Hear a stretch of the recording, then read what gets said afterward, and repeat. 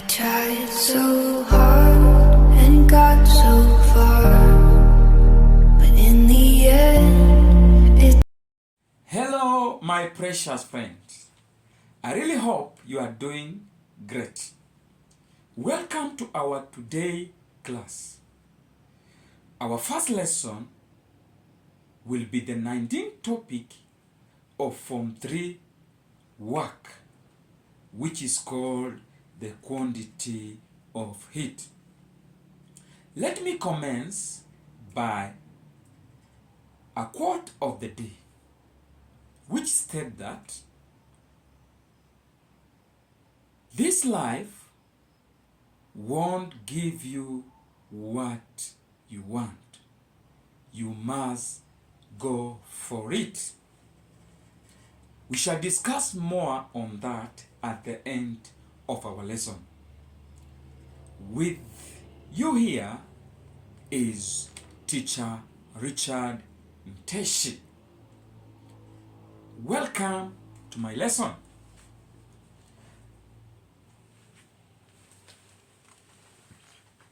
Before we commence our lesson, I want us we review the lesson that we learned in Form 1 about heat. We define heat in Form 1, the heat transfer. We say heat transfer is a form of energy that flows from one body to another due to temperature difference, or from a body of high temperature to a body of low temperature. I want you to take this scenario whereby you put your legs in cold water. Initially, when you put your legs in cold water, there is that feelings of coldness. But after some time, the water seems to be warm. It has stabilized. Now you can not feel any cold because the heat from your body has been transferred to water. So let's move on. There is a term heat capacity. There is a term heat capacity. There is a term heat capacity.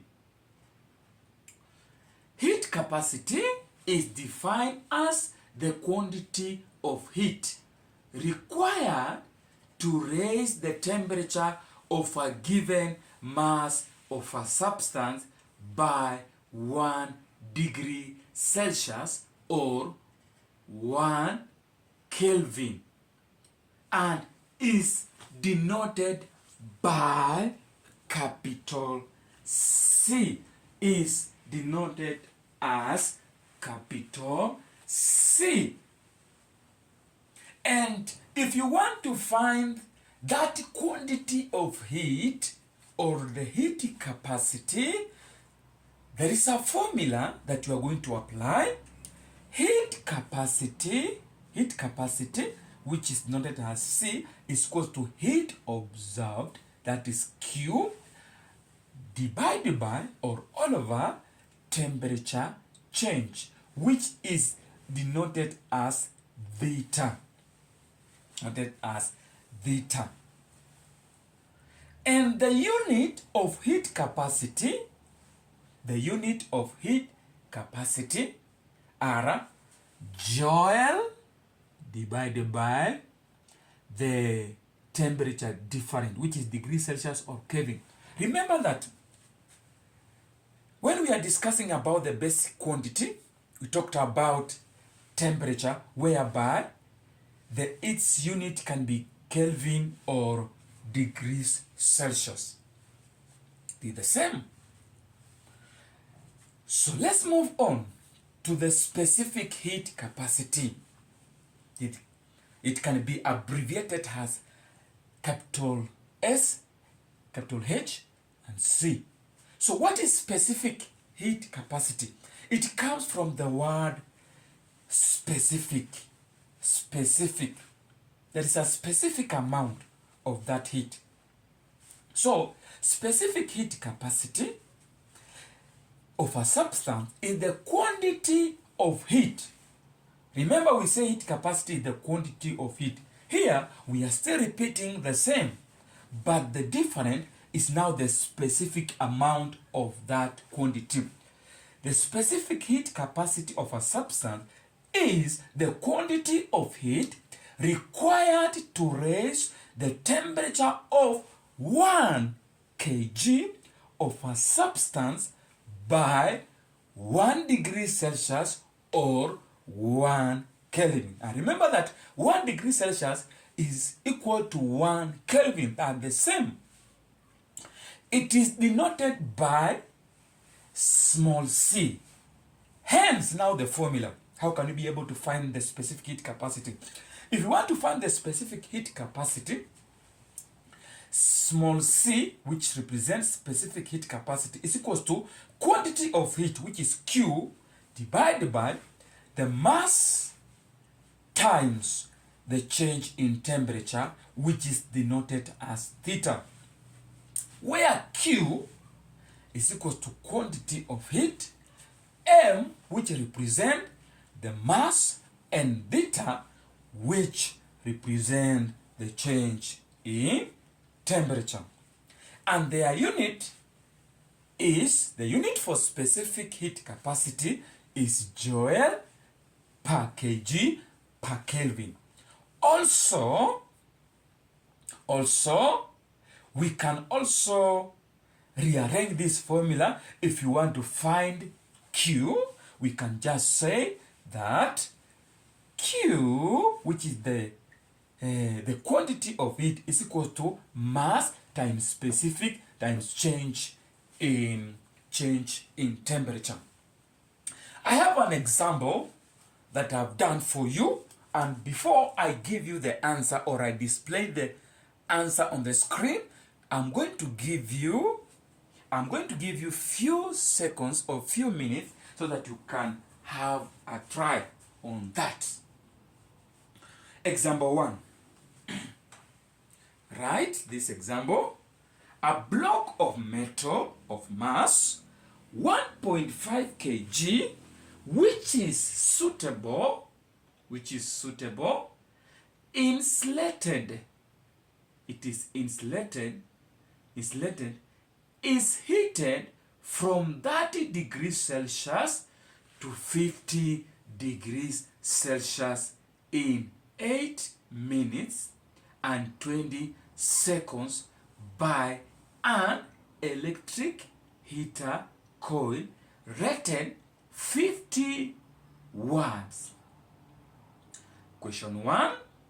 Find the quantity of heat supplied by the heater. Question 2. Find the heat capacity of the block. C. Find its specific heat capacity. So I give you few minutes to try, so you can try.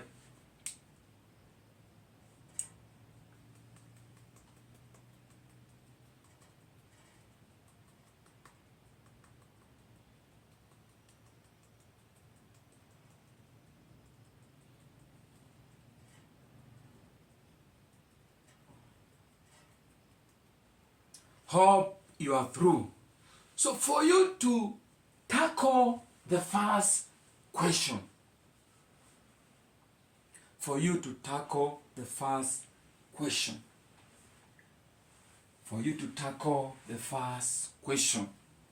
you must have this formula on your fingertips. And remember, we have said that the quantity of heat is equals to mass. The quantity of heat supplied by the quantity of heat is given by mass over change in temperature. Mass over change in temperature. Mass over change in temperature. Here they are asking us about the quantity sorry, they're asking us about the quantity of the heater, not about the metal. So that heat that is produced by the heater, it shall be the heat that is gained by that metal block. So for you to find the quantity of heat, we shall apply this formula. Make sure you put it down. For you to find the quantity of heat, the quantity of heat is given by power times time. Power times time. Remember, we have been given power here is 54.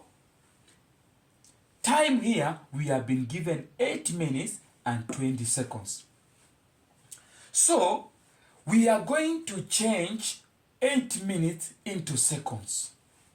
8 minutes into seconds, we know that 1 minute is equal to 60 seconds. So for you to change this 8 minutes into second, we said 8 times 60, which give us 480. Then you add 20 seconds. There's no need of changing 20 seconds because it's still in the seconds. So when you add, you get 500. So we have already got the time. We have been given the watts. So you just equate. You just multiply the two. You just say 54 watts, which is power, times time, which is 500. Which is 500. So I can display here my calculation. I can be able to see it.